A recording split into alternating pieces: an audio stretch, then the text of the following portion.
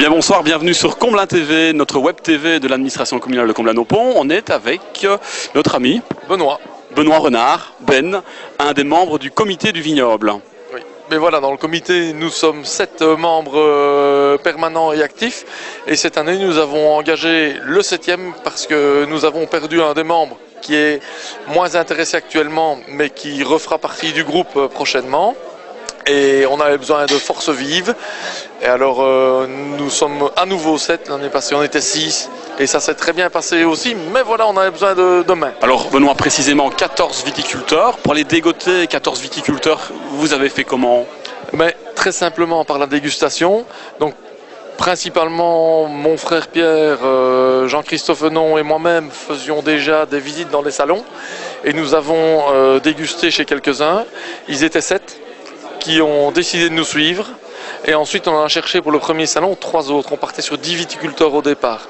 Ensuite, vu le nombre de visiteurs, le nombre de bouteilles vendues, on s'est permis d'ajouter quelques viticulteurs. Et maintenant, on est à 14 viticulteurs. Le complexe communal de Comblain-au-Pont nous permet d'en accueillir 14, plus les métiers de bouche, 17 stands. La salle est bien remplie, mais pas trop complète. Et tout le monde y trouve son compte. Vous balayez quelle zone comme ça au niveau de la France? Qui est représenté ici? Je pense qu'on fait un grand tour de France du vignoble, parce qu'on commence dans le nord avec la Champagne, et si on suit l'autoroute du Soleil, on descend vers la Bourgogne, Mercurey, le Mâconnais, qui est le sud de la Bourgogne, et puis on est dans le Beaujolais, la vallée du Rhône, avec cette année un nouveau viticulteur, qui est Jacques Coppel, qui est un Belge qui a migré dans le Beaujolais, dans le Côte-du-Rhône, uniquement par passion du vin. Amour du vin. Ah oui, par passion du vin, vraiment, qui a son vignoble. Et puis alors on remonte de l'autre côté et on est dans le sud-ouest avec la Côte du Brulois, le Bordelais. Et alors on a du Chablisien aussi, qui est aussi de la Bourgogne, la Loire avec le Chinon.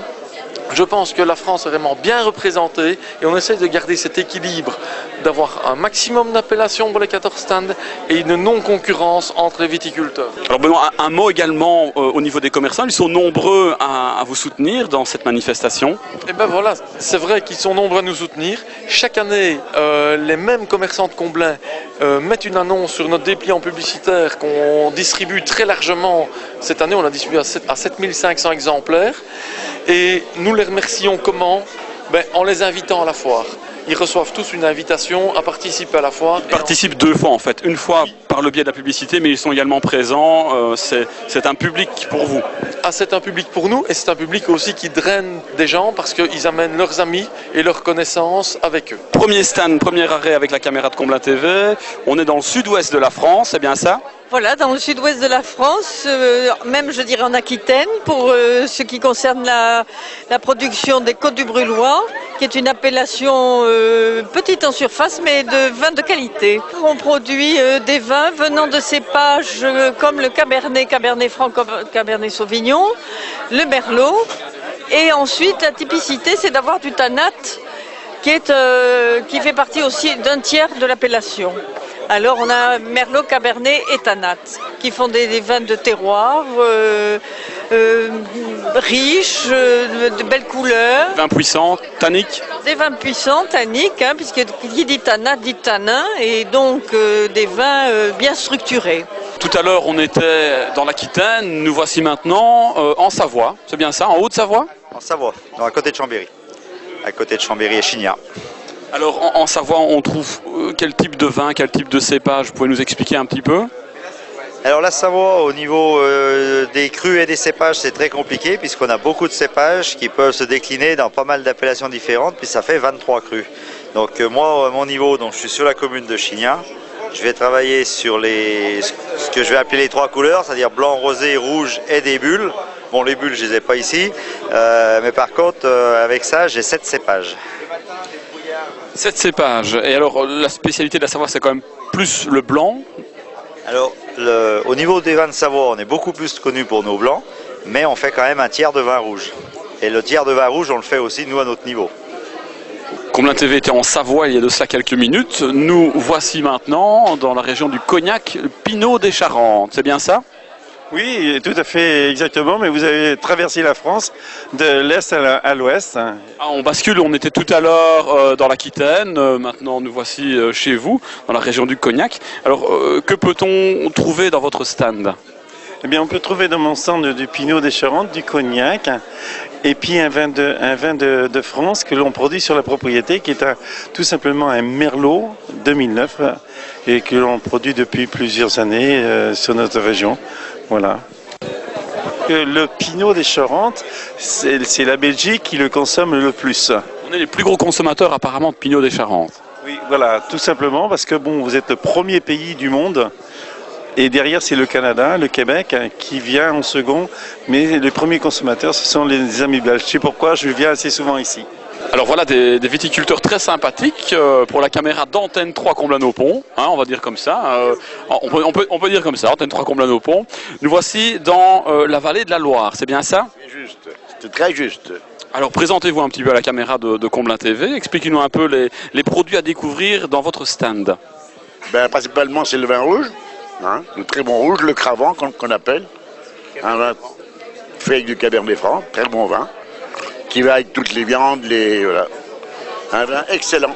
C'est un vin très fort, très tannique? Plus ou moins fort, non, mais enfin 13 degrés.